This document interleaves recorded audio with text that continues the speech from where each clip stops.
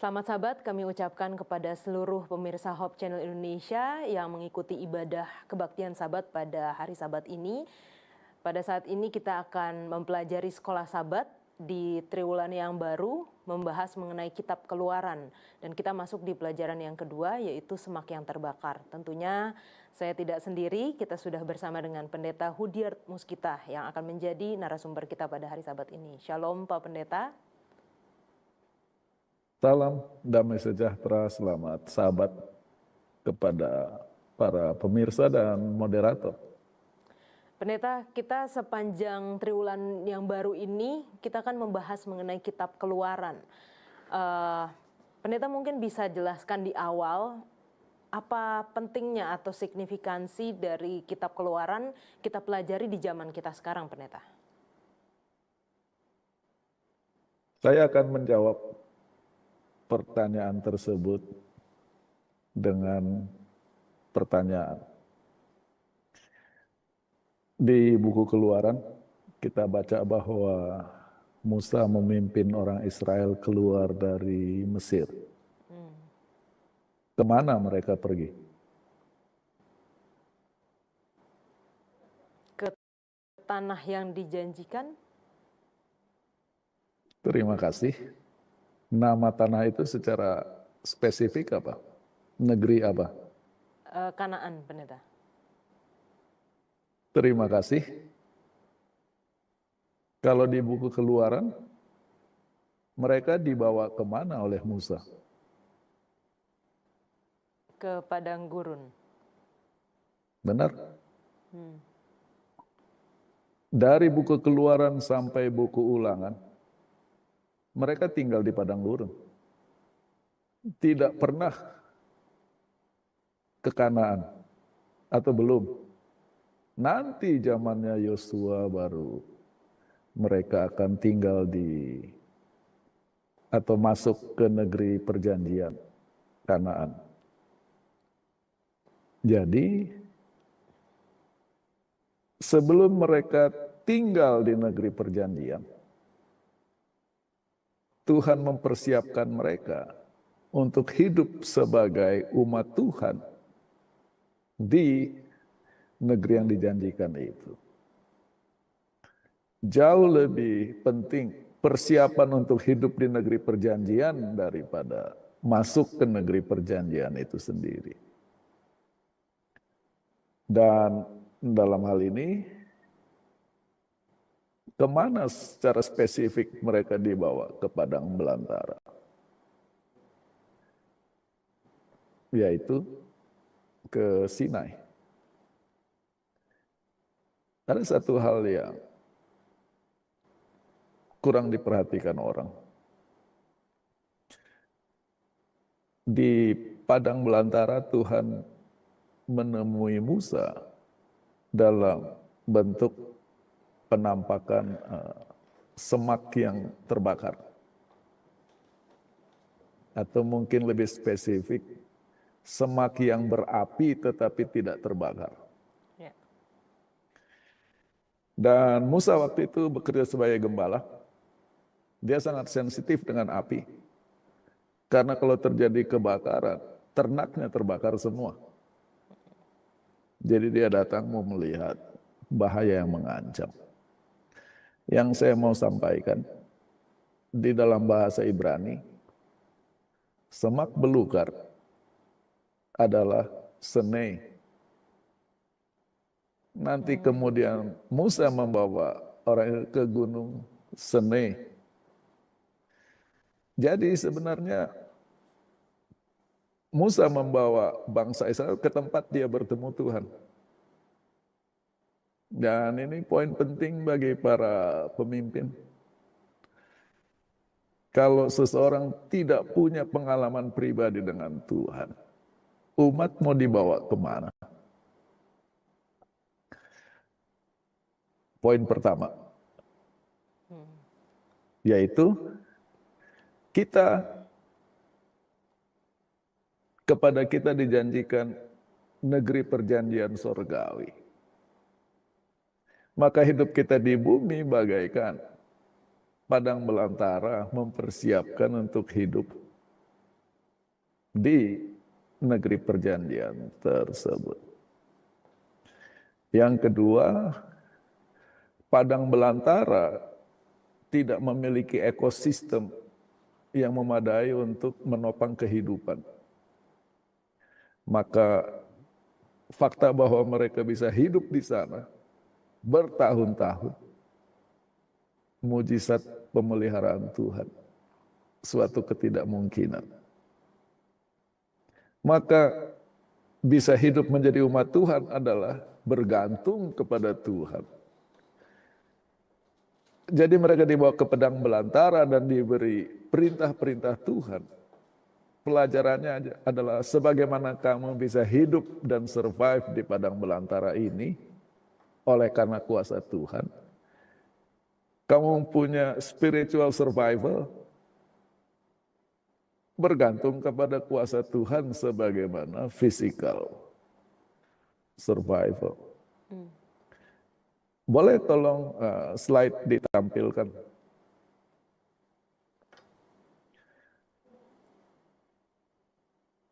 Kita mendengar dan diulang-ulangi bahwa bangsa Israel itu adalah umat pilihan Tuhan. Itu kita dapati di buku Keluaran.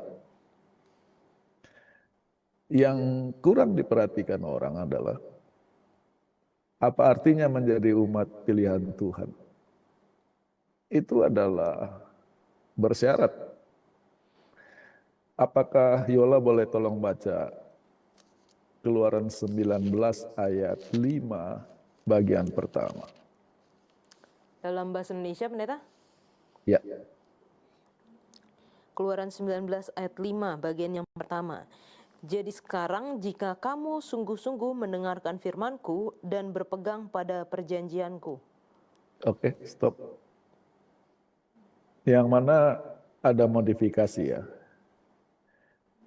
Mendengarkan firman-Ku, bahasa literal adalah menurut suaraku, bagaikan hubungan gembala dengan dombanya.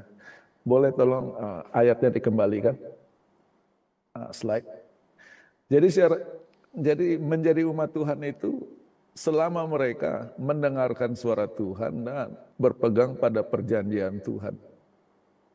Kalau itu yang terjadi, apa yang akan mereka alami? Tolong baca ayat 5 dan 6. Maka kamu akan menjadi harta kesayanganku sendiri dari antara segala bangsa, sebab akulah yang empunya seluruh bumi. Kamu akan menjadi bagiku kerajaan imam dan bangsa yang kudus. Inilah semuanya. Ya, jadi umat pilihan, kerajaan imam, bangsa yang kudus, itu bergantung kepada apakah mereka mendengarkan dan berpegang pada firman Tuhan.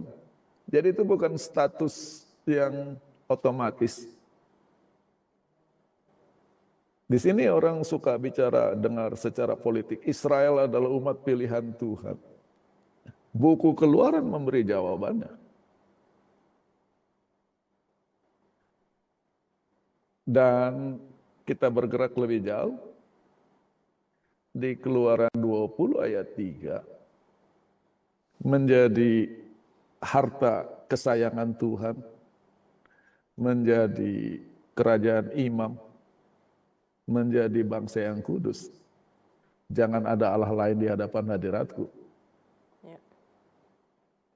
Dan kita bergerak lebih jauh lagi. Keluaran 25 ayat 8. Biarlah mereka membangun bagiku kemah kudus, supaya aku tinggal di antara mereka. Jadi hidup bersama Tuhan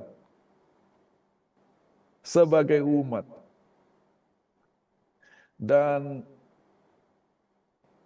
struktur buku Keluaran adalah keluarga Yakub pindah ke Mesir, perhambaan di Mesir, keluar dari Mesir, lalu sampai di Sinai, Musa bersama Tuhan di Sinai, lalu disambung dengan pembangunan Ka'bah seperti yang Tuhan jelaskan kepada Musa di atas gunung. Itulah seluruh buku. Dan inilah intisarinya yang terlihat di sini, bahwa menjadi umat kesayangan Tuhan adalah Tuhan satu-satunya yang berdaulat, dan bahwa mereka hidup bersama dan di hadapan Tuhan dalam segala aspek kehidupan. Itu mungkin yang bisa saya terangkan tentang pelajaran rohani dari buku Keluaran untuk kita yang hidup zaman sekarang. Terima kasih Pendeta. Dan kita memang sering sekali mendengar bahwa perjalanan bangsa Israel dari Mesir kepada Kanaan itu seperti kehidupan kita, Israel rohani, keluar dari perhambaan dosa, masuk ke dalam kerajaan surga nanti, begitu ya Pendeta ya? Dan satu lagi, di dalam perspektif tadi, 10 hukum bukan hukuman, tetapi adalah sarana yang digunakan Tuhan untuk mempersiapkan kita hidup di Kanaan surgawi. 10 perintah, proses pemurnian. Ya, itu yang saya mau tambahkan. Terima kasih Pendeta. Kalau kita lihat di awal dari cerita kitab Keluaran ini, tadi Pendeta sudah katakan dari keturunan Yakub yang begitu banyak di Mesir, dan ini menimbulkan ancaman bagi Mesir. Sebenarnya kan yang datang di awal cerita ketika Yusuf jadi pemimpin di Mesir, lalu membawa keluarganya datang, hanya sebagian kecil, tetapi bisa begitu besar sekarang dan dianggap sebagai ancaman bagi Mesir. Itu seberapa banyak Pendeta, dan mengapa mereka dianggap sebagai malah jadi ancaman bukannya berkat Pendeta? Ancaman lebih merupakan perspektif dari Fir'aun yang baru, yang tidak mengenal Yusuf. Apa Yola boleh tolong cari ayatnya? Keluaran pasal 1 ayat 8 ya. Oke, Keluaran 1 ayat 8. Kemudian bangkitlah seorang raja baru memerintah tanah Mesir. Terus? Yang tidak mengenal Yusuf. Oke. Jadi apa yang bisa kita simpulkan dari ayat yang pendek ini? Kalau kita sensitif di buku Kejadian, ada frase kalimat pendek yang diulang-ulangi. Tuhan menyertai Yusuf. Ya. Karena ini tadi Yola tanya dalam konteks berkat kan. Ya. Dan kalau kemudian rumah tangga Potifar diberkati, Mesir diberkati karena Tuhan menyertai Yusuf. Maka sekarang implikasinya, tampillah seorang Firaun yang tidak mengenal Yusuf. Dalam arti tidak mau mengenal Tuhan. Dan dalam konteks ini, Yusuf yang di Mesir kehadirannya selalu di dalam konteks berkat. Ketika faktor Tuhan dicabut, dia lebih melihat orang Israel sebagai ancaman. Yaitu kalau nanti kita perang, Israel akan berpihak kepada musuh, gantinya berpihak kepada kita. Itu kan lebih merupakan asumsi. Itu jawaban untuk pertanyaan ini. Tetapi kita perlu melihat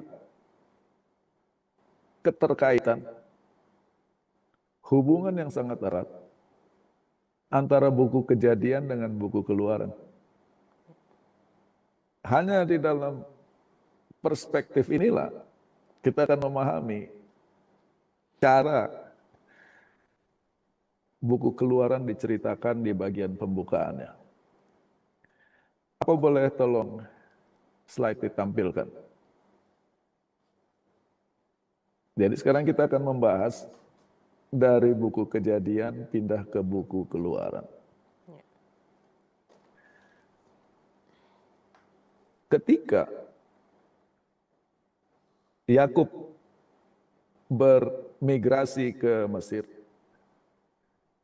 secara spesifik dikatakan jumlah orang yang turun itu 70 orang. Kejadian 46, Keluaran 1 ayat 5.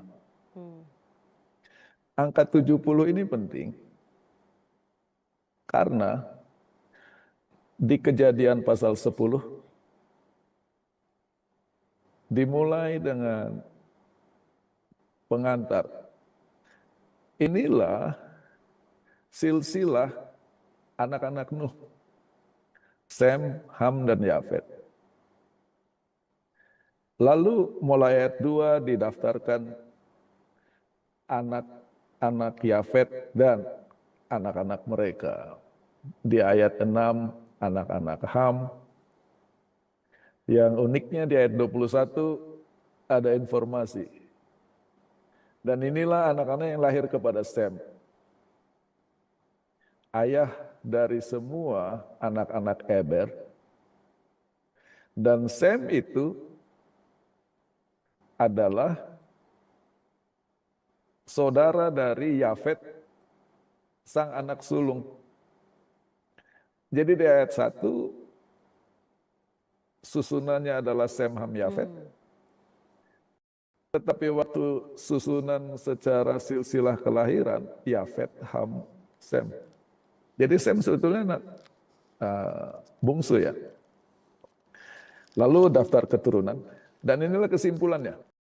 Ayat 32. Inilah keluarga-keluarga dari putra-putra Nuh sesuai dengan garis keturunan mereka, yang kemudian menjadi bangsa. Dan dari bangsa-bangsa inilah terbagilah bangsa-bangsa di bumi setelah air bah. Kita tidak punya waktu, tapi kalau kita hitung 70 nama. Jadi menurut Kejadian 10, asal-usul bangsa-bangsa itu dari 70 orang. Maka sekarang tema ini diulangi di buku Keluaran. Dari 70 orang yang turun ke Mesir. Di ayat 5, Keluaran 1. Di ayat 7, dikatakan bahwa mereka, boleh tolong Yola baca dalam bahasa Indonesia Keluaran 1 ayat 7. Orang-orang Israel beranak cucu dan tak terbilang jumlahnya. Mereka bertambah banyak dan dengan dahsyat berlipat ganda, sehingga negeri itu dipenuhi mereka. Inilah cerita buku Keluaran. Di buku Kejadian, umat Tuhan bentuknya masih keluarga. Keluarganya Abraham, keluarganya Ishak, keluarganya Yakub. Di buku Keluaran, mereka berubah menjadi bangsa. Satu keluarga setia kepada Tuhan, baik. Tetapi satu bangsa dengan seluruh batas-batas negaranya setia kepada Tuhan akan menjadi unik. Itu yang tadi kita baca, menjadi special treasure. Dan cara Keluaran 1 ayat 7 ditulis, itu selalu mengingatkan kita kepada cerita penciptaan di Kejadian 1 ayat 27 dan 28. Di sana dikatakan Allah menciptakan manusia menurut gambar dan rupanya. Dan di ayat 28, dan Allah memberkati mereka. Dan Allah berkata kepada mereka, be fruitful and multiply, fill the earth. Yang terjadi kepada orang Israel, the children of Israel were fruitful, multiplied, the land was filled with them. Jadi yang terjadi kepada mereka adalah kegenapan berkat kepada Adam dan Hawa. Bedanya kepada Adam dan Hawa, skalanya adalah bumi. Kepada Israel, skalanya adalah negeri Mesir. Dan setelah mereka berlipat ganda begitu banyak, tadi kita sudah baca ayat 8, di ayat 9 dikatakan, boleh tolong Yola baca ayat 9. Berkatalah raja itu kepada rakyatnya, bangsa Israel itu sangat banyak dan lebih besar jumlahnya daripada kita. Oke. Apa yang dia sebut tentang Israel? Bangsa. Itu yang tadi saya katakan, dari keluarga sekarang menjadi bangsa untuk pertama kalinya. Yang turun, the children of Israel. Nah, di sini kita harus hati-hati. Israel adalah Yakub. Namanya diganti. Jadi bukan bangsa itu, belum.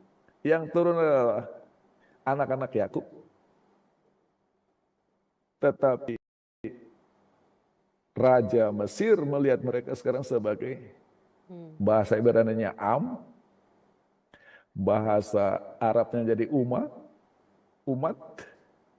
artinya bangsa. Ya, itulah. Dan bukan hanya itu. Proses mereka berlipat ganda. Di Kejadian pasal 3, kita baca bahwa ular secara cerdik menuntun perempuan, dalam hal ini Hawa, untuk tidak menurut Tuhan, dengan akibatnya kematian. Jika engkau memakan buah itu, pastilah engkau mati. Sekarang, di Keluaran 1, cerita tentang para bidan, sebagaimana ular bicara kepada perempuan, Hawa. Di Keluaran 1 ayat 15, Raja Mesir berbicara kepada para bidan, perempuan. Perintahnya ayat 16, kalau anak laki-laki, bunuh, membawa kematian. Ayat 17, tetapi para bidan itu takut akan Allah. Mereka adalah kontradiksi dari Hawa. Penurutan mereka inilah yang membuat Israel berlipat ganda. Itu keterkaitan buku Kejadian dan buku Keluaran. Lebih jauh lagi, kita tahu bahwa Ibrahim dipanggil Tuhan untuk keluar dari negerinya. Dan dia tinggal di Kanaan. Di Kejadian 12 ayat 10, kita baca bahwa terjadi kelaparan hebat. Dan Ibrahim turun ke Mesir. Went down. Karena secara peta turun ke selatannya. Sebagaimana nanti Yakub dan anak-anak turun ke Mesir karena kelaparan, Abraham turun ke Mesir karena kelaparan. Sesampainya di Mesir, terjadi kesusahan, problem. Sarah diambil ke istana Firaun. Dan sebagai akibatnya, secara spesifik, Kejadian 12 ayat 17, maka Tuhan menulahi Firaun dengan tulah yang hebat. Sekarang kita lihat paralelnya. Keturunan Yakub turun ke Mesir karena kelaparan, sampai di Mesir diperbudak, dan nanti Tuhan akan menulahi Mesir dengan tulah yang hebat oleh karena perbudakan itu. Itu keterkaitan buku Kejadian. Jadi apa yang akan terjadi kepada Israel sudah dialami oleh leluhur mereka Ibrahim dan Sarah. Tapi ceritanya tidak berhenti di situ. Mungkin bagi sebagian orang agak aneh kedengarannya ya.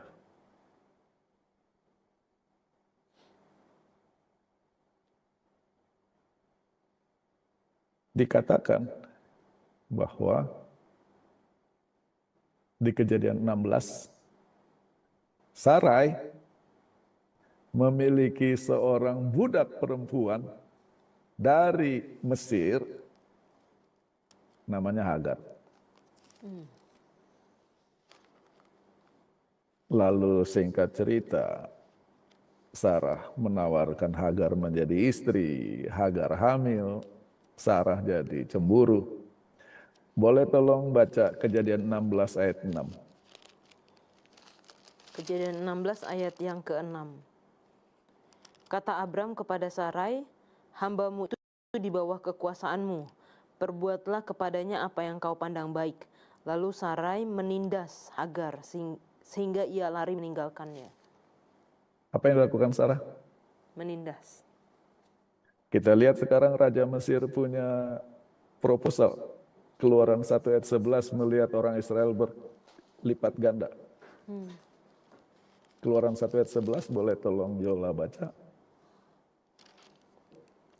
Sebab itu pengawas-pengawas Rodi ditempatkan atas mereka untuk menindas mereka dengan kerja paksa.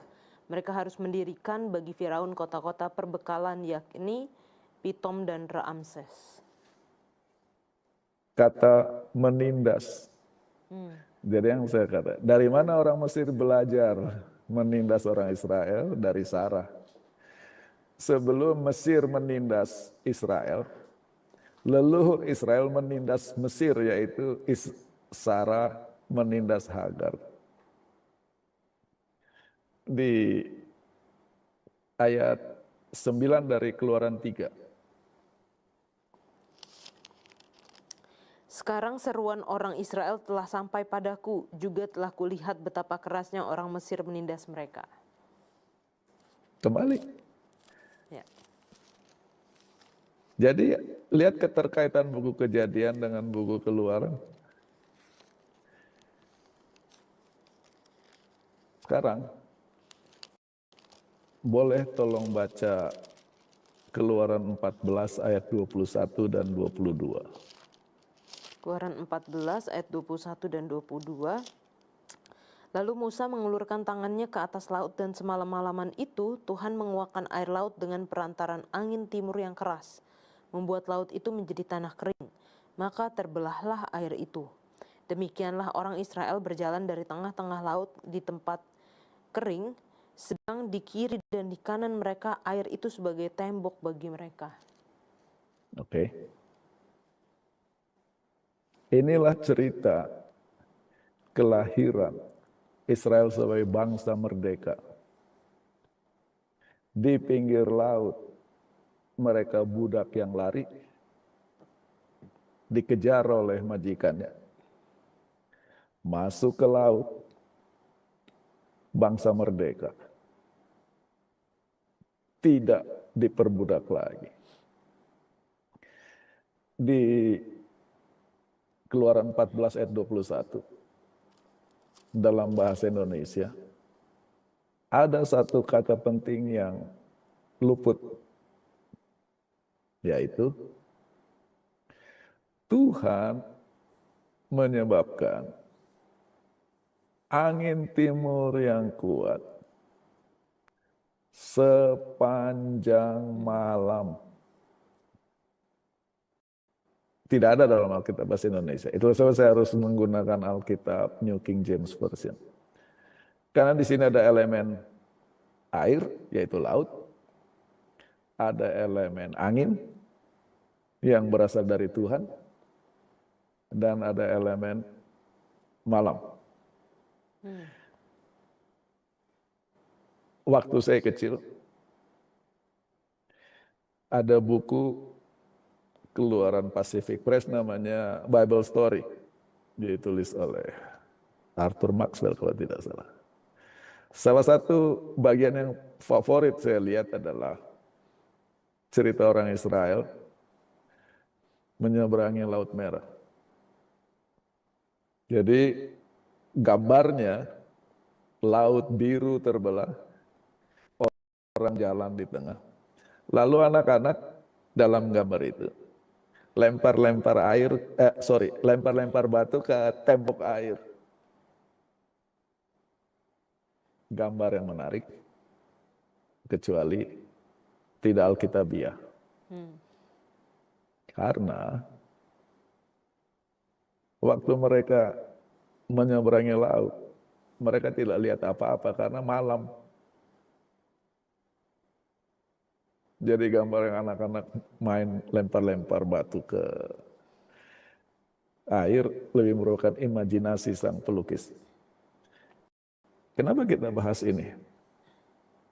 Sebelum kita teruskan, bahasa Ibrani untuk angin itu ruah. Bahasa Arabnya jadi ruh, jadi roh. Maka cerita kelahiran Israel dari bangsa budak menjadi bangsa merdeka mengikuti pola cerita penciptaan dunia. Kejadian 1 ayat 2, adapun bumi tidak berbentuk, hampa, kegelapan, malam di cerita Mesir, menutupi permukaan, dan ruah Elohim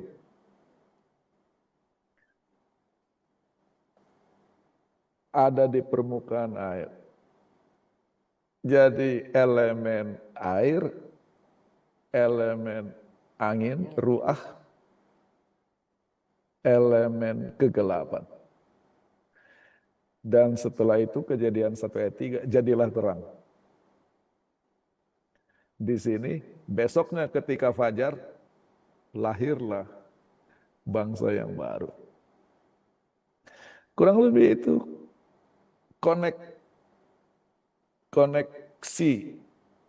konektivitas antara buku Kejadian dengan Keluaran. Dari keluarga menjadi bangsa. Terima kasih penjelasannya Pak Pendeta. Kalau kita baca kitab Keluaran, kita melihat satu cerita yang menarik ya. Mulai dari tadi yang Pendeta sudah jelaskan, Yusuf dan keluarganya, lalu tentang Raja Mesir yang tidak mengenal Yusuf, lalu Musa lahir. Tapi kita sudah masuk di pelajaran kedua di mana Musa telah kabur dari Mesir. Dan sementara menggembalakan domba, Tuhan menemui Musa di semak berapi yang tidak terbakar itu tadi Pendeta. Dan itu kalau kita lihat di Alkitab dikatakan umur Musa pada saat itu 80 tahun, yang artinya cukup panjang juga Pendeta. Dari mulai Musa lahir sampai Musa dipanggil Tuhan untuk panggilan hidupnya Musa ini untuk membawa bangsa Israel keluar dari Mesir. Apakah sepanjang itu memang proses bagi Musa dan mungkin pelajarannya juga bagi kita Pendeta, kalau kita merasa wah kok kayaknya panjang sekali proses yang lama sekali proses yang harus kita jalani, dan juga apakah ada kontak sebelumnya antara dengan Tuhan. Karena kalau kita baca di sekolah sahabat kita, dikatakan di padang penggembalaan domba itu Musa menulis kitab Ayub dan kitab Kejadian, tapi kita tidak melihat, ya walaupun kita tidak melihat itu dicatat di dalam Alkitab ya Pendeta. Baik, untuk menjawab pertanyaan tersebut, kita akan lompat ke buku Mazmur. Oke. Dan kita akan baca Mazmur 90. Boleh tolong slide ditampilkan? Terima kasih. Tolong baca ayat 1. Doa Musa abdi Allah, Tuhan engkaulah tempat perteduhan kami turun-temurun. Jadi, Mazmur 90 bukan Mazmur Daud. Mazmur 90 bukan Mazmur dalam arti puisi atau lagu. Mazmur 90 adalah doa, dan itu adalah doa yang dipanjatkan oleh Musa. Yang gelarnya dalam Alkitab Bahasa Indonesia adalah Abdi Allah. Yang mana Man of God. Yang jarang kita dengar dalam bahasa Indonesia, manusia Allah. The Man of God. Nanti kita akan lihat apa artinya. Nah, di Mazmur 90 ada ayat yang sangat terkenal. Ayat 10. Boleh tolong Yola baca? Masa hidup kami 70 tahun dan jika kami kuat 80 tahun. Dan kebanggaannya adalah kesukaran dan penderitaan sebab berlalunya buru-buru dan kami melayang lenyap. Umur hidup kami berapa? 70. Kalau kuat? 80 tahun. Itulah sebabnya orang kalau sudah umur 80 lebih udah mulai bersalah, sudah melanggar Alkitab. Umur hidup kami 70, kalau kuat 80. Kembali. Doa siapa ini? Doa Musa. Jadi, waktu Musa mendoakan doa ini, umur berapa dia? Atau Iya. sudah 70 belum? Mungkin hampir. Belum lah. Belum. Karena kan dia bilang, dia sedang lihat ke depan. Umur hidup kami 70. Kalau kuat 80. Artinya dia belum sampai sana. Mengapa dia berdoa demikian? Tuhan, saya ini kan lulusan sekolah terbaik Mesir, berpendidikan tinggi, berpengetahuan luas. Dari sisi itu sebabnya dia yang dipercaya menulis buku Kejadian ya. Pendidikannya membuat alur logikanya sangat kuat. Tidak bisa orang sembarangan menulis cerita penciptaan dan seterusnya. Dari mana dia dapat materi? Oke. Penglihatan dari Tuhan. Atau dia lari kepada imam di Midian yaitu Jethro. Israel belum lahir sebagai bangsa. Imam pertama Israel adalah Harun. Keimamatan belum ada. Jadi ini siapa ini imam di Midian? Kemungkinan besar ini adalah turun-temurun orang yang dipercayakan literatur dari Adam sampai Jethro. Karena Jethro sendiri nama resminya adalah sahabat Allah, Rehuel. Jadi Musa yang berpendidikan Mesir belajar tentang cerita keturunan Sem. Dari situ dia menulis buku Kejadian. Tapi dia katakan, dengan segala pendidikan ini saya mau mati jaga domba. Apa hidup hanya ini? Yang unik, di tahun dia kira dia habis, umur kamu 70, kalau umur kami 70, kalau kuat 80. Ketika dia habis, justru dia mulai. Tuhan muncul, Tuhan panggil, dan 95% yang kita tahu tentang Musa adalah apa yang dia lakukan setelah umur 80, yang dia kira dia akan habis umur 80 itu. Membawa orang Israel keluar dari Mesir, menyampaikan hukum-hukum, menuntun mereka ke perbatasan negeri perjanjian, mendampingi 40 tahun, menulis buku Keluaran, Imamat, Bilangan, dan Ulangan, sampai disebut Taurat Musa. Jadi ketika dia habis, pikiran manusia, Tuhan punya jalan lain. Ini menjawab pertanyaan tadi kan, apa kita harus bersabar? Dan ini hanya petikan. Mazmur 90 khotbahnya bisa berminggu-minggu. Saya hanya ambil satu tema.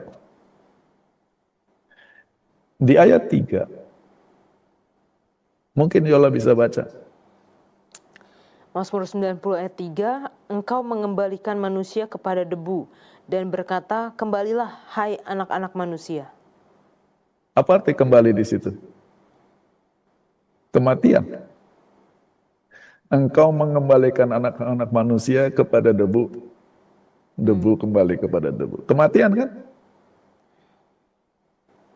Kita semua akan kembali kepada debu. Tema kematian. Di ayat 12 dan 13. Ini kata-kata Musa, tadi itu kata-kata Tuhan. Tolong baca. Ajarlah kami menghitung hari-hari kami sedemikian, sehingga hingga kami beroleh hati yang bijaksana. Kembalilah ya Tuhan, berapa lama lagi, dan sayangilah hamba-hambamu. Ajarlah kami untuk apa? Menghitung. Apa yang dihitung? Hari-hari. Pernah atau tidak Yola tanya orang, umur berapa? Tunggu ya, saya hitung dulu. Kita tidak pernah menghitung hari. Kita menghitung menggunakan apa? Bagian mana dari diri kita yang berhitung? Otak. Orang yang tidak bisa berhitung kan karena otaknya lemah kan. Sekarang dia minta diajar menghitung supaya apa yang jadi kuat?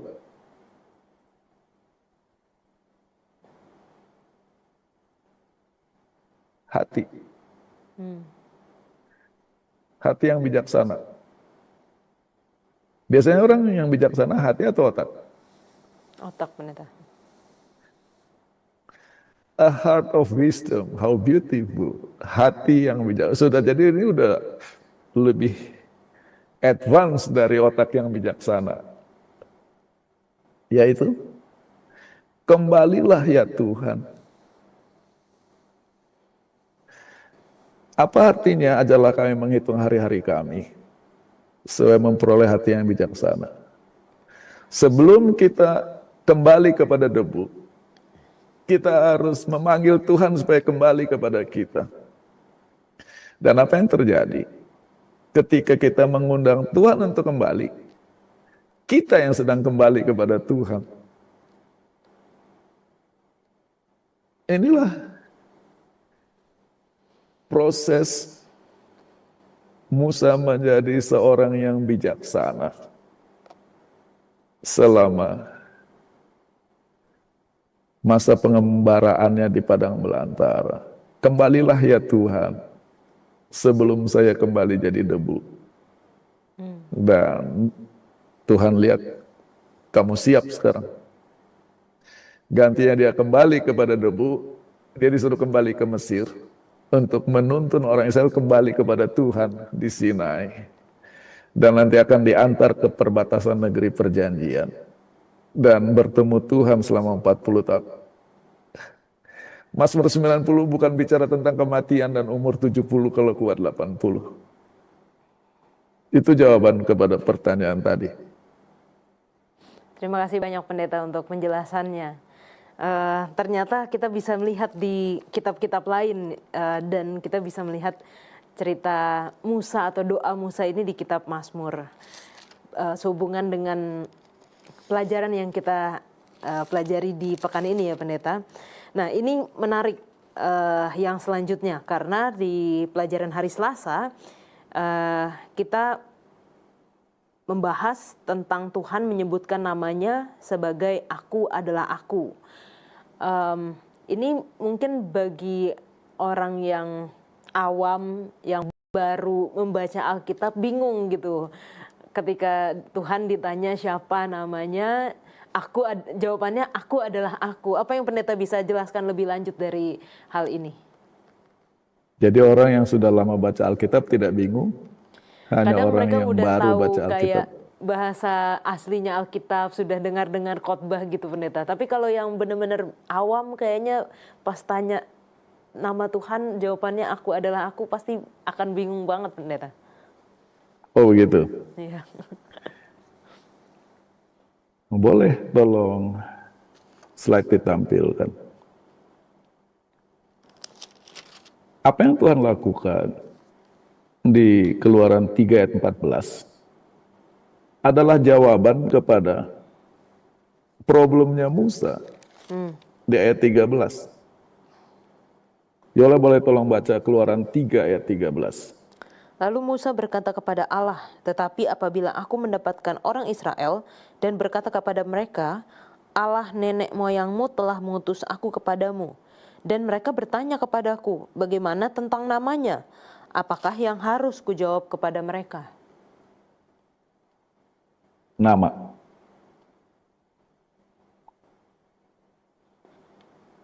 Mendengar contoh Hudiart Muskita. Apa image yang timbul mendengar nama Hudiart Muskita? Bagi sebagian orang mungkin sekolah sahabat Hope Channel, karena hanya itu yang mereka tahu. Jadi nama Hudiart Muskita tidak mungkin orang membayangkan pengusaha paling kaya di Indonesia atau pengusaha paling kaya di dunia, atau nama Hudiart Muskita adalah ahli komputer atau seorang bintang film. Begitu mendengar nama Hudiart Muskita, langsung masuk ke dalam satu kotak pendeta, sekolah sahabat, Hope Channel. Tidak mungkin yang lain. Laki-laki, Asia, Indonesia. Sudah. Jadi waktu mereka, namanya siapa? Inilah jawabannya. Yang mana diterjemahkan ke bahasa apapun tidak jalan. Mau ke dalam bahasa Inggris, I am who I am. Aku adalah aku. Karena dalam bahasa Ibrani itu kata kerja. Ehye, asyer, ehye. Haya adalah menjadi. Kata yang sama untuk hidup. Dalam bahasa Arab menjadi hayat. Hanya orang yang hidup yang punya kegiatan dan dia menjadi. Menjadi penulis, menjadi akuntan, menjadi dokter, menjadi.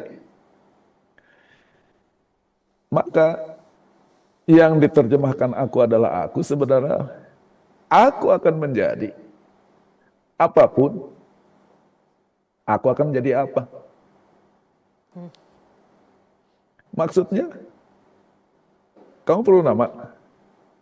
Begitu saya sebut satu nama, kamu akan terkotak. Saya hanya bisa itu. Saya di luar kotak dan tidak ada kotak apapun yang bisa mengekang saya, kata Tuhan. I can be anything. And there is nothing impossible for me. Kenapa saya jadi bahasa Inggris? Terutama pada zaman itu. Yang namanya dewa itu terikat kepada lokasi. Ada dewa penguasa laut, penguasa gunung, penguasa lembah. Ada dewa yang fungsinya memberkati petani. Ada dewa yang memberkati para seniman. Semua. Sementara aku adalah semua saya bisa. Saya di atas segalanya. Dan inilah Tuhan yang kita sembah. Ketika kita kira dia di depan, dia ada di belakang. Ketika kita lihat ke atas, dia ada di bawah. Bagi orang yang tidak siap, frustrasi. Bagi orang yang pikirannya maju, asik punya Tuhan kayak gini. Nah, itu ketika Tuhan menyebut nama dirinya. Dan sebenarnya bukan nama, tapi kemudian jadi nama nanti. I will become whatever I will become. Freedom above everything. Kalau kita menyebut dia, maka bukan aku adalah aku. Dia adalah dia. Yihye aser yihye. He will become whatever he will become. Itulah Tuhan yang tidak terbatas yang kita sembah. Minimal ada 3 nama ilahi di Alkitab. Elohim, Yahweh, Adonai. Elohim itu penekanannya adalah kebesaran, keagungan, dan kemahakuasaan Tuhan. Itulah sebabnya cerita penciptaan, Barasit, bara Elohim. Pada mula pertama Elohim menciptakan langit dan bumi. Dia begitu berkuasa, maka hanya berfirman bumi jadi. Kebesaran, keagungan, kemahakuasaan Tuhan. Adonai adalah penguasa, master, Tuan. Itu bisa diterapkan kepada manusia. Tuan manusia biasanya Tuan dengan huruf kecil, tapi kalau Tuan jadi Tuhan, hurufnya T besar, huruf lain kecil. Nah, Yahweh adalah Tuhan yang huruf besar semua. Dari mana Yihye jadi Yahweh? Huruf matinya adalah Yihye, tapi huruf hidupnya diambil dari Adonai. Di situ kita punya huruf A, dan di dalam bahasa Ibrani, huruf W itu berfungsi sebagai huruf O atau U. Maka dari situ kita punya nama Yahweh. Dia adalah yang bisa menjadi apa saja. Dan dia adalah my master, Adonai, Tuanku yang berdaulat atas hidupku. Jadi nama Yahweh satu menunjuk kepada Tuhan yang tidak terbatas dan pengakuan bahwa Tuhan itu berkuasa dan menguasai hidup saya, bahwa dia adalah my master. Itulah jawaban Tuhan ketika ditanya Musa. Tentu berubah jadi Yahwehnya itu pemahaman Israel ya. Tetapi ketika Musa tanya, nanti Tuhan namanya apa? Begitu kasih satu nama, terperangkap. Maka aku adalah, kamu tidak bisa menamai saya. Eh, ini cara paling sederhana dan singkat. Kita tidak punya banyak waktu, jadi mungkin itu saja yang bisa kita bahas tentang ini. Terima kasih Pendeta. Saya mungkin sudah mendengar beberapa penjelasan mengenai ayat ini, tapi ini kembali lagi hal yang baru yang bisa saya dapatkan, saya pelajari penjelasan kata aku adalah aku itu Pendeta. Dan Boleh saya tambahkan, Tuhan itu penebus atau hakim? Tuhan itu pengasih atau yang menghukum? He can be anything. Ya, jadi itulah yang saya bilang, Tuhan itu tidak terbatas dan tidak bisa dibatasi oleh kotak-kotak manusia. Ya, kembali, silakan Yola. Jadi ayat ini bukan hanya sekedar nama ya Pendeta ya, kayak Tuhan punya nama dan hanya itu namanya, tapi melihat kebesaran, kemuliaan, kemahakuasaan dan kemampuan Tuhan untuk bisa menjadi apapun begitu ya Pendeta ya. Karena dia di atas segalanya. Amin. Oke, baik Pendeta. Ini satu hal yang menarik lagi dari cerita atau pelajaran kita pekan ini Pendeta. Karena kita melihat di Keluaran 3 ayat 2, di situ dikatakan, langsung saya bacain aja ya Pendeta untuk ayatnya. Kejadian 3 ayat 2 dikatakan, lalu malaikat Tuhan menampakkan diri kepadanya dalam nyala api yang keluar dari semak duri. Tapi di sini ditulis malaikat Tuhan dalam huruf besar M besar dan Tuhan Tuhan besar semuanya. Nah, apa atau siapa malaikat Tuhan yang disebutkan di sini Pendeta? Untuk menjawab itu, kembali kita harus membaca buku sebelum buku Keluaran, buku Kejadian. Boleh tolong slide ditampilkan? Kejadian 16 ayat 6 dikatakan bahwa Sarai menindas Hagar. Tadi kita sudah bahas. Ya. Sehingga ia lari meninggalkannya. Yola boleh baca ayat 7. Lalu malaikat Tuhan menjumpainya dengan dekat suatu mata air di padang gurun, yakni dekat mata air di jalan ke Syur. Dan malaikat Tuhan ini berdialog dengan Hagar, memberi janji perlindungan, penyertaan, dan dia disuruh kembali kepada Sarah. Tapi yang kita mau fokus sekarang ayat 13. Boleh tolong Yola baca? Kemudian Hagar menamakan Tuhan yang telah berfirman kepadanya itu dengan sebutan, Engkaulah El Roi. Sebab katanya, bukankah di sini kulihat dia yang telah melihat aku. El singkatan dari Elohim, Allah. Ra'a itu melihat, Roi adalah melihat aku.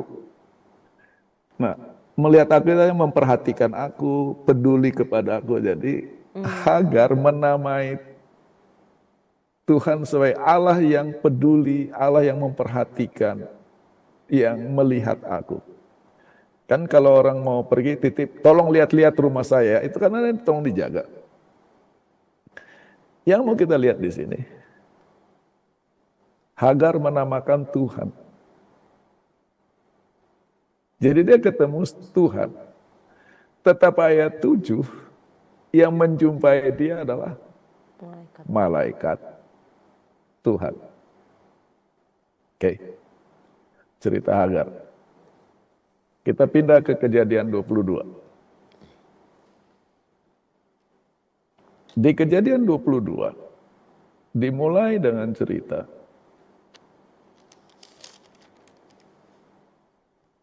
Allah menguji Abraham.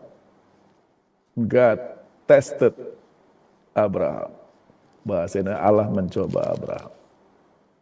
Kita tahu ceritanya, Ishak dipersembahkan, pergilah ke tanah Moria, persembahkanlah dia di sana. Ketika Ishak sudah siap untuk dikorbankan, di ayat 11, tetapi berserulah malaikat Tuhan dari langit kepada Abraham, jangan bunuh anak itu, jangan kau apa-apakan dia. Oke? Yang unik adalah ayat 15 dan 16. Boleh tolong Yola baca? Untuk kedua kalinya berserulah malaikat Tuhan dari langit kepada Abraham. Katanya, aku bersumpah demi diriku sendiri, demikianlah firman Tuhan. Oke. Yang bersumpah ini Tuhan atau malaikat Tuhan? Tuhan. Malaikat Tuhan. Firman? Firman Tuhan. Jadi tertukar-tukar antara Tuhan dengan malaikat Tuhan. Berserulah malaikat Tuhan, aku bersumpah demi diriku sendiri, malaikat Tuhan dong. Iya. Demikianlah firman Tuhan, bukan demikianlah firman malaikat Tuhan. Jadi malaikat Tuhan adalah Tuhan. Kita ambil contoh satu lagi. Kita tahu ceritanya dengan baik. Yakub melarikan diri dari rumah orang tuanya, Kejadian 28. Di jalan dia bermimpi.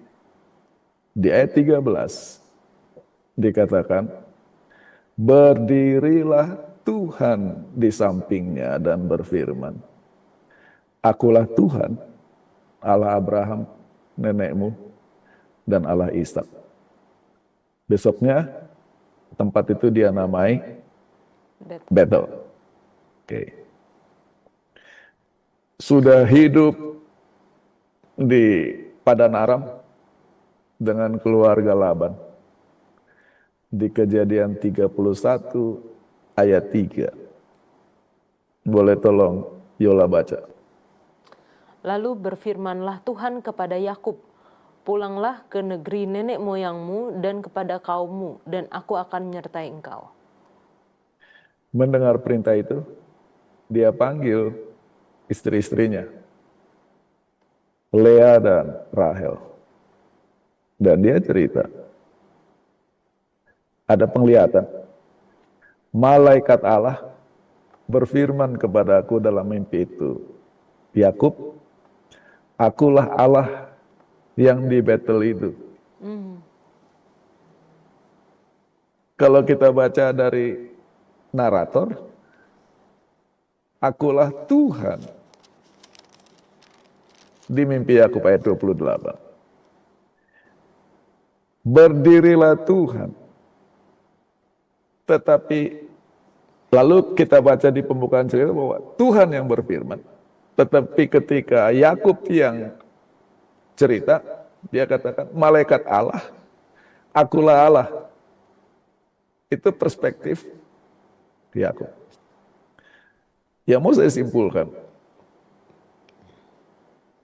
setiap kali Tuhan melakukan penampakan, bentuknya adalah malaikat Tuhan kepada Hagar, kepada Abraham, kepada Yakub. Maka Tuhan menampakkan diri kepada Musa, tapi diperkenalkan sebagai malaikat Tuhan. Itu penjelasan Alkitabiahnya. Kalau penjelasan pakai teori sana sini silahkan, tapi itu lebih merupakan teori pribadi. Baik, Pendeta. Mungkin inilah contohnya ya pendeta, contoh langsungnya aku adalah aku itu ya pendeta ya. Ya. Thank you pendeta. Kita lanjutkan lagi ceritanya dan kita melihat ada beberapa kali Musa menolak panggilan atau penugasan dari Tuhan. Bahkan kalau kita bisa lihat sampai 4 kali ya pendeta ya, 4 kali pun Tuhan memberikan solusi, bukan cuma menyuruh atau memanggil Musa, tetapi ketika Musa menolak, diberikan solusi oleh Tuhan. Nah, apa yang membuat Musa ini menolak panggilan Tuhan? Apakah karena takut ataukah karena kalau kita baca mungkin dari kata-kata di Alkitab dikatakan aku tidak mampu, aku tidak bisa bicara. Lalu apa bedanya dengan cerita Yunus yang juga menolak panggilan Tuhan, pendeta? Sangat beda ya. Dalam arti demikian. Suasana hati Musa itu kalau menggunakan bahasa sehari-hari itu love and hate relationship. Bahasa Indonesia mungkin benci tapi rindu ya, atau mencintai atau membenci. Apa yang membuat Musa menolak? Sakit hati. Sakit hati terhadap siapa? Satu, kepada Israel. Sayang kita tidak punya waktu ya. Di buku Keluaran, kita baca bahwa Musa diangkat menjadi putra dari putri Firaun. Ya. Sampai satu titik, dikatakan Musa keluar dan melihat saudara-saudaranya, his brothers. Yang mana Alkitab kalau ditulis, itu sangat teliti kosakatanya ya. Bisa dikatakan bahwa Musa melihat orang Israel. Tapi kata yang digunakan bukan Musa melihat orang Israel, saudara-saudaranya. Musa yang diadopsi dari bayi dan umur 12 tinggal di istana sampai dewasa, sangat mudah putus hubungan dengan bangsanya. Dia menjadi, sampai orang tanya, Musa itu Ibrani atau Mesir atau Midian? Atau tiga-tiganya? Dan itu orang yang sangat lengkap ini lebih siap menulis Alkitab dibanding orang yang cuma sempit spesifik cara berpikirnya. Poinnya adalah ketika dia melihat saudara-saudara, itulah titik kesadaran Musa bahwa dia tinggal di istana, dia pakai nama Mesir, dia pendidikan, tapi identitas dia adalah Israel. Dan kesadaran itu mulai dia bergerak. Orang Mesir dia bunuh. Dengan harapan ada 2 kekuatan yang akan mendukung dia. Satu, orang Israel. Jadi terinspirasi untuk memulai revolusi. Ternyata peristiwa kedua orang Israel bilang, kamu mau bunuh saya sebagaimana kamu mau bunuh orang Mesir. Dia ditolak oleh bangsanya. Lalu sakit hati yang lebih besar lagi. Di mana Tuhan, saya memulai ini, Tuhan bantu dong. Supaya revolusi ini jadi sukses. Didukung oleh orang Israel yang saya bersimpati dan oleh berkat Tuhan yang Maha Kuasa. Dua-duanya tidak memberi dukungan apa-apa. Masa pengembaraan di padang belantara adalah masa dia bergumul dengan benci tapi rindu itu. Dikecewakan tetapi juga ingin berbuat sesuatu, dan tadi kita baca Mazmur 9, udah mau mati, umur 70 kalau kuat 80. Itu artinya dia menolak. Satu. Yang kedua, kenapa baru sekarang Tuhan panggil? Waktu saya lagi gagah umur 40, lagi kuat-kuatnya, Tuhan tidak bantu. Sekarang sudah umur 80 baru Tuhan. Jalanku bukan jalanmu. Itulah sisi psikologi. Jadi bukan Yunus ini. Tapi mungkin saya perlu komentari tentang Yunus. Assyria adalah negara superpower. Israel negara kecil. Di dalam segala bidang, Israel kalah dari Assyria. Satu-satunya kemenangan mereka adalah umat Tuhan. Kalau Assyria bertobat, sudah negara besar, negara maju, apalagi kebanggaan Israel. Jadi itu sebabnya Yunus tidak mau mereka jadi umat Tuhan, kan nanti saya jadi tenggelam lagi dong. Itu komentar. Ya, saya karena tadi ditanya apakah Musa dengan Yunus. Masalah Yunus dengan masalah Musa dua hal yang berbeda. Kalau saja Yunus, ya perlu cerita tersendiri. Sebetulnya tugas Yunus menolong, membimbing, mendidik. Setelah Niniwe bertobat, bukan menjadi juru kabar kehancuran pulang. Mereka bertobat, dituntun untuk jadi kenal Tuhan.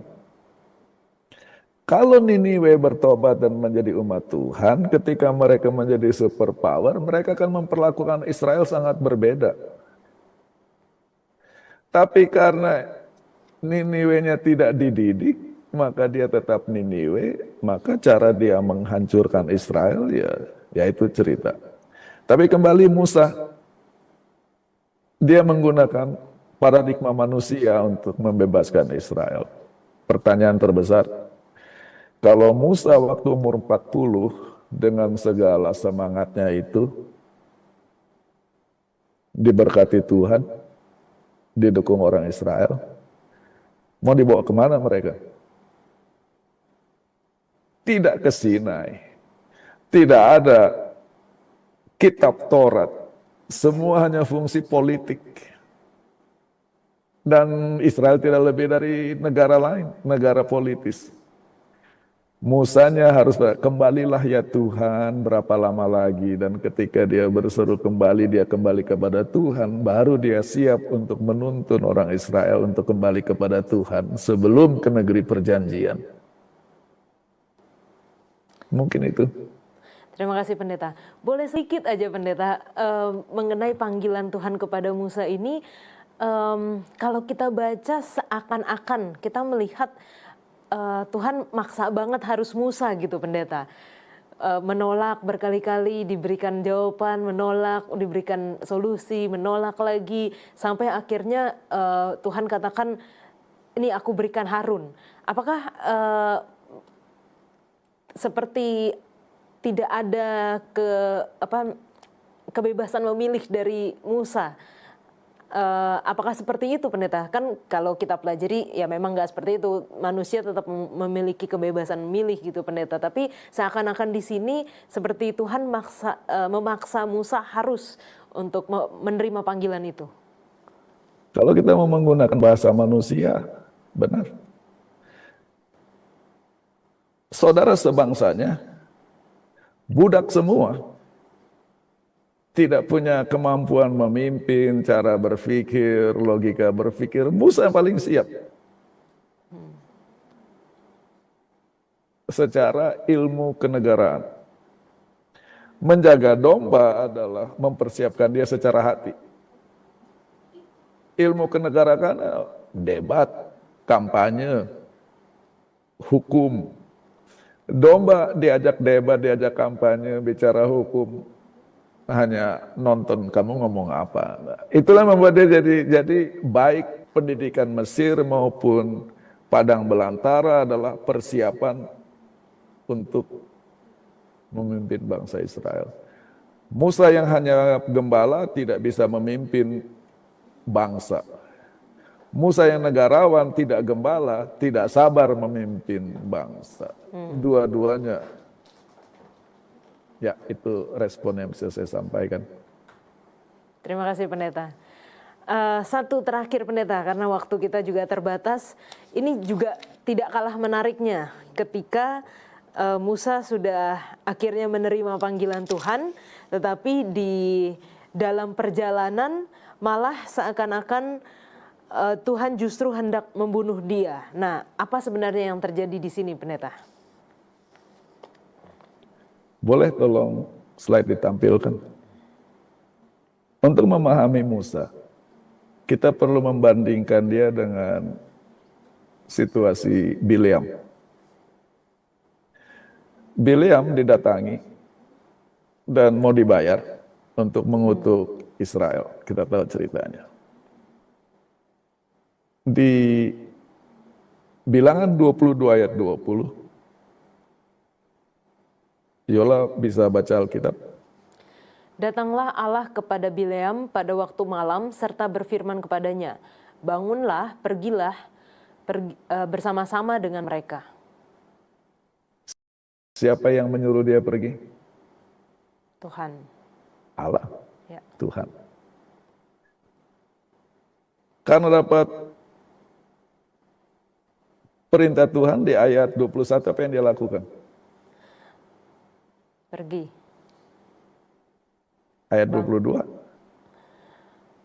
Tapi bangkitlah murka Allah ketika ia pergi.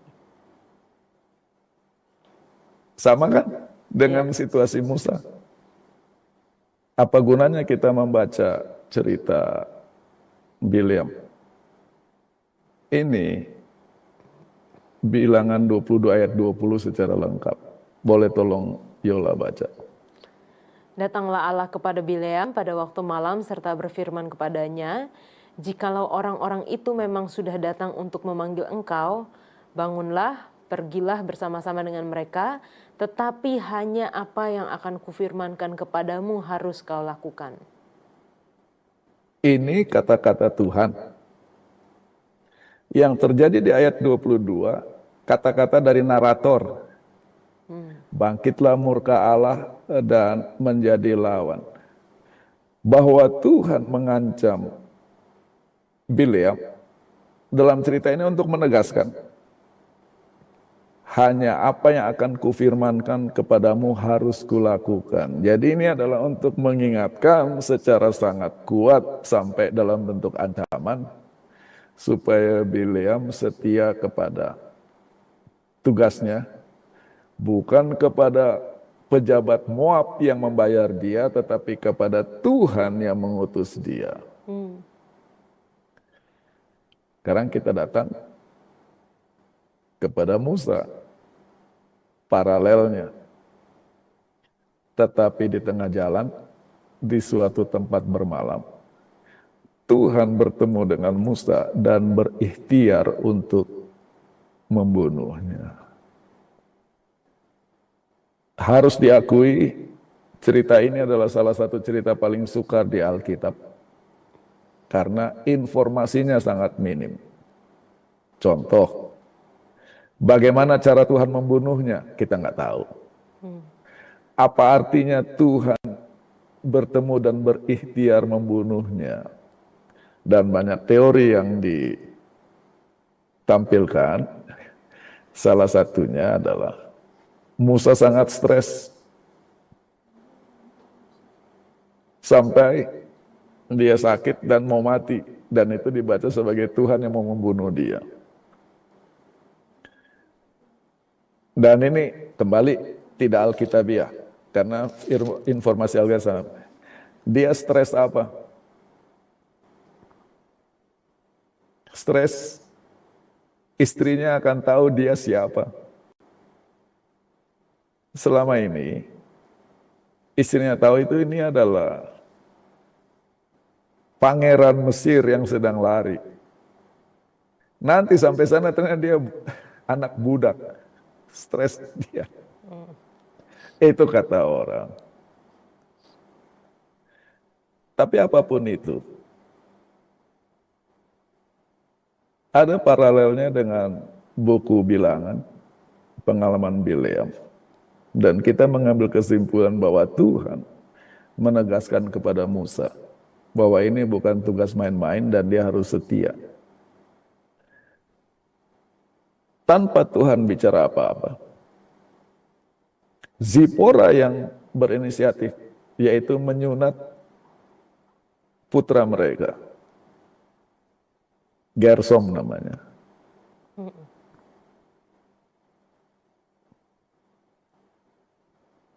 Gersom itu anak umur berapa? Harusnya udah besar sih pendeta ya. Kan Musa 30 something. Ya. 30 something. Kan Musa 40 tahun di Padang Belantara. Dan dia bertemu dengan Zipora begitu sampai di Midian. Ya jadi bukan bayi ini yang disuruh. Ini bapak-bapak ini anaknya sudah sangat dewasa. Lalu orang bilang, kok jadi gitu sih ceritanya? Tolong baca Yosua 5 ayat 4 dan 5.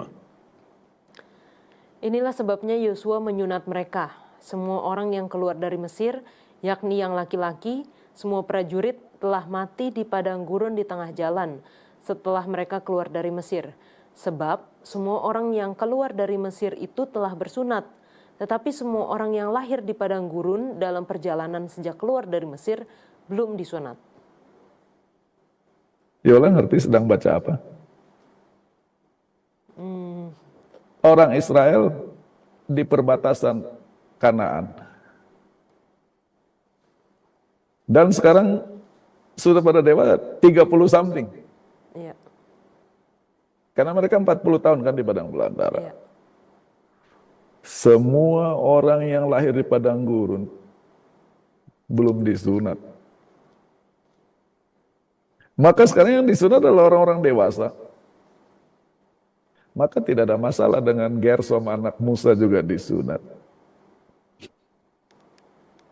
Jadi masalahnya adalah sunat. Bahwa kepada Abraham Tuhan mengatakan semua keturunannya harus disunat. Sekarang Musa mau menjadi pemimpin bangsa. Bagaimana dia jadi pemimpin, keluarganya sendiri tidak mengikuti firman Tuhan. Bisa ada penjelasan? Anak saya kan Midian bukan Israel dari ibunya. Yang kedua, di Padang Belantara orang tidak disunat karena fasilitas pendukungnya tidak memadai. Buktinya semua orang Israel yang di padang gurun lahir tidak disunat. Tapi bagi Tuhan, kamu menjadi pemimpin bangsa tidak ada alasan. Penurutan adalah penurutan. Karena kalau tidak, kamu akan menjadi batu sandungan. Inilah yang bisa kita terangkan dari cerita minim yang terpotong-potong dan bahwa sebagai pemimpin, dia harus setia dalam segala aspek perintah Tuhan supaya efektif kepemimpinannya. Ya, itu saja. Baik, terima kasih pendeta untuk penjelasan cerita-cerita dari pelajaran kita, lanjutan pelajaran pekan lalu di awal Kitab Keluaran, dan di saat ini bagaimana Tuhan memanggil Musa sampai akhirnya Musa menerima panggilan itu dan dalam perjalanan kembali ke Mesir. Pendeta boleh berikan kesimpulan dari pelajaran kita di pekan ini? Sebagaimana tadi sudah kita bahas, buku Keluaran adalah riwayat tentang peralihan dari keluarga menjadi bangsa. Satu keluarga setia kepada Tuhan, bagus. Tapi satu bangsa. Dan itulah sebetulnya konsep teokrasi yang sebenarnya. Masing-masing warga negara, Keluaran 19, mendengarkan suaraku, berpegang pada perjanjianku, hidup di dalam Tuhan. Dan Ellen White di buku Para Nabi dan Raja, Prophet and Kings, mengatakan, negeri Kanaan itu adalah tempat persimpangan bangsa-bangsa. Dari timur, dari barat, mau ke Afrika, semua lewat. Dan mereka ditempatkan jadi percontohan supaya warga internasional melihat inilah artinya jadi umat Tuhan, dan itu rencananya. Dan itu dimulai di buku Keluaran. Dan dimulai dengan Musa sebagai pribadi. Itulah pelajaran kita minggu ini.